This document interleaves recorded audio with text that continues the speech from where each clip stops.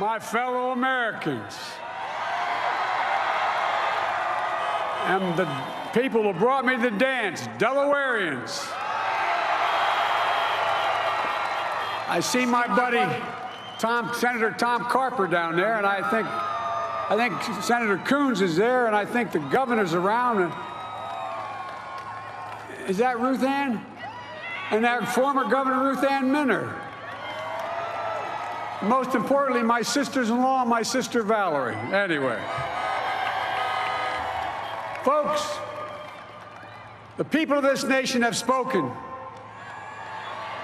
They've delivered us a clear victory, a convincing victory, a victory for we the people.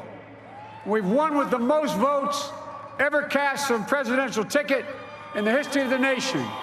74 million.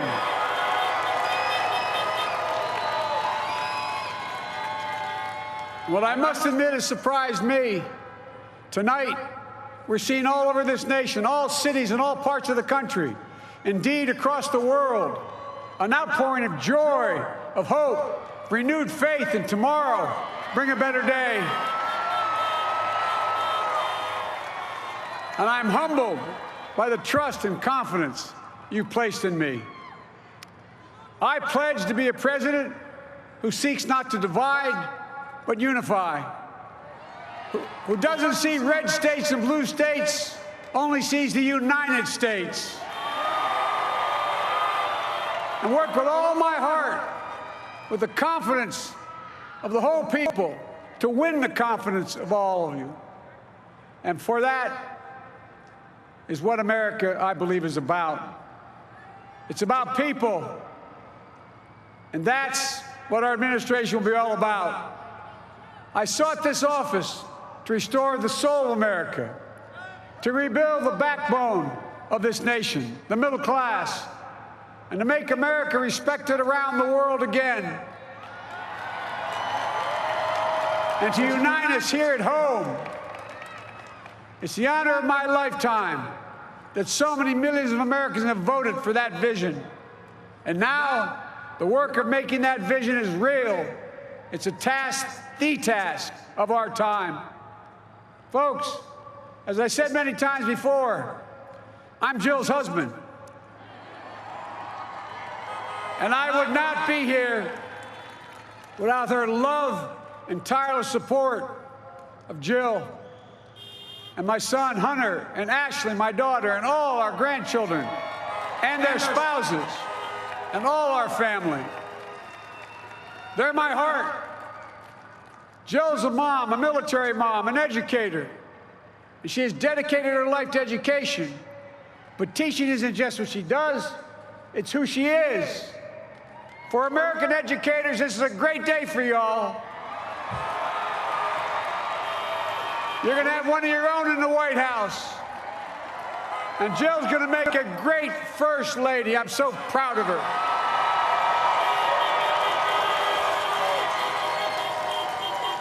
And I'll have the honor of serving with the fantastic Vice President who you just heard from, Kamala Harris, who makes history as the first woman, first black woman, the first woman from South Asian descent, the first daughter of an immigrant ever elected in this country. Don't tell me it's not possible in the United States. It's long overdue. And we're reminded tonight of those who fought so hard for so many years to make this happen.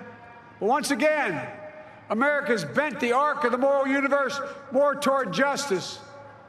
Kamala, Doug, like it or not, your family, you become an honorary Biden, there's no way out. To all those of you who volunteered and worked the polls in the middle of this pandemic, local elected officials, you deserve a special thanks from the entire nation. And to my campaign team and all the volunteers, and all who gave so much of themselves to make this moment possible, I owe you. I owe you. I owe you everything. And to all those who supported us, I'm proud of the campaign we built and ran. I'm proud of the coalition we put together, the broadest and most diverse coalition in history. Democrats, Republicans, independents, progressives, moderates, conservatives, young, old, urban, suburban, rural, gay, straight, transgender, white, Latino, Asian, Native American.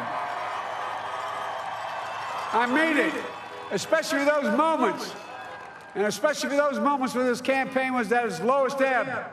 The African-American community stood up again for me. You've always had my back, and I'll have yours. I said at the outset, I wanted to represent this campaign to represent and look like America. We've done that. Now that's what I want the administration to look like and act like. For all those of you who voted for President Trump, I understand the disappointment tonight. I've lost a couple times myself, but now let's give each other a chance.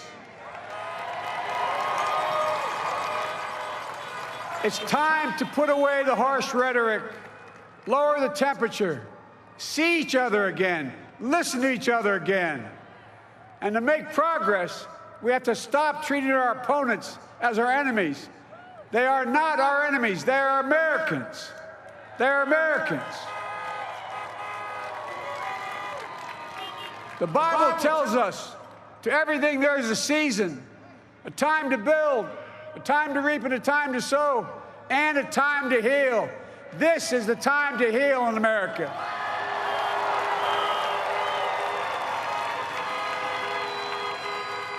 Now this campaign is over. What is the will of the people? What is our mandate? I believe it's this. Americans have called upon us to marshal the forces of decency, the forces of fairness, to marshal the forces of science and the forces of hope in the great battles of our time.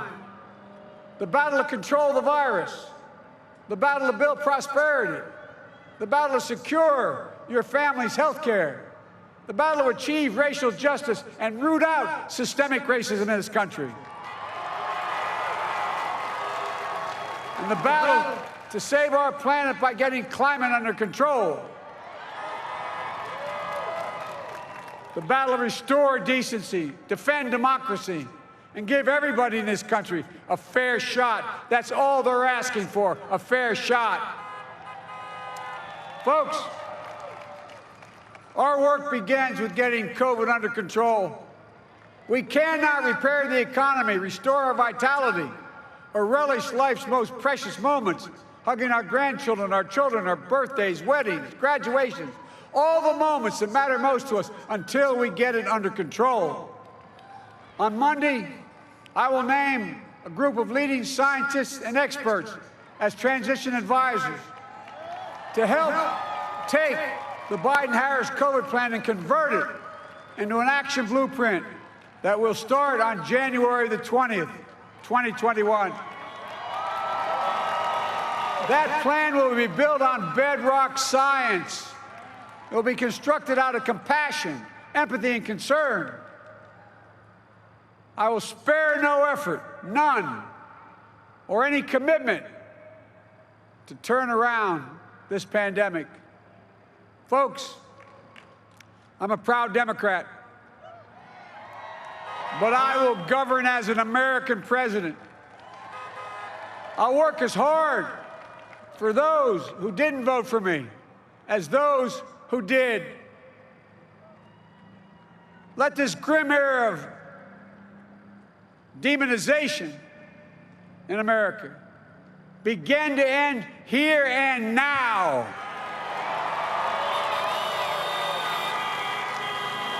The refusal of Democrats and Republicans to cooperate with one another, it's not some mysterious force beyond our control. It's a decision, a choice we make. And if we can decide not to cooperate, then we can decide to cooperate. And I believe that this is part of the mandate given to us from the American people. They want us to cooperate in their interest.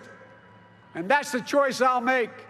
And I'll call on Congress, Democrats and Republicans alike, to make that choice with me. The American story is about slow yet steadily widening the opportunities in America. And make no mistake, too many dreams have been deferred for too long. We must make the promises of the country real for everybody, no matter their race, their ethnicity, their faith, their identity, or their disability. Folks, America has always been shaped by inflection points, by moments in time where we've made hard decisions about who we are and what we want to be. Lincoln in 1860, coming to save the Union. FDR in 1932, promising a beleaguered country a new deal. JFK in 1960, pledging a new frontier. And 12 years ago, when Barack Obama made history, he told us, yes, we can. Well, folks, we stand at an inflection point. We have an opportunity to defeat despair, to build a nation of prosperity and purpose. We can do it. I know we can. I've long talked about the battle for the soul of America. We must restore the soul of America. Our nation is shaped by the constant battle between our better angels and our darkest impulses. And what presidents say in this battle matters. It's time for our better angels to prevail. Tonight, the whole world is watching America. And I believe at our best, America is a beacon for the globe. We will lead not only by the example of our power, but by the power of our example. I've always believed, many of you heard me say it, I've always believed we can define America in one word: possibilities. That, in America, everyone should be given an opportunity to go as far as their dreams and God-given ability will take them. You see, I believe in the possibilities of this country. We're always looking ahead to an America that's freer and more just, ahead to an America that creates jobs with dignity and respect, ahead of America that cures diseases like cancer and Alzheimer's, ahead to an America that never leaves anyone behind, ahead of America that never gives up, never gives in. This is a great nation. It's always been a bad bet to bet against America. We're a good people. This is the United States of America, and there's never been anything we've been not able to do when we've done it together. Folks, in the last days of the campaign, I began thinking about a hymn that means a lot to me and my family, particularly my deceased son, Bo. It captures the faith that sustains me and which I believe sustains America. And I hope it can provide some comfort and solace to 230,000 Americans who've lost a loved one to this terrible virus this year. My heart goes out to each and every one of you. Hopefully this hymn gives you solace as well. And it goes like this: and he will raise you up on eagle's wings, bear you on the breath of dawn, and make you to shine like the sun, and hold you in the palm of his hand. And now together, on eagle's wings, we embark on the work that God and history have called upon us to do, with full hearts and steady hands, with faith in America and in each other, with love of country, a thirst for justice. Let us be the nation that we know we can be, a nation united, a nation strengthened, a nation healed, the United States of America. Ladies and gentlemen, there's never been anything we've tried we've not been able to do. So remember, as our grandpapa used to say when I walked out of his home when I was a kid up in Scranton, he said, "Joey, keep the faith." And our grandmother, when she was alive, she yelled, "No, Joey, spread it. Spread the faith. God love you all. May God bless America, and may God protect our troops." Thank you, thank you, thank you.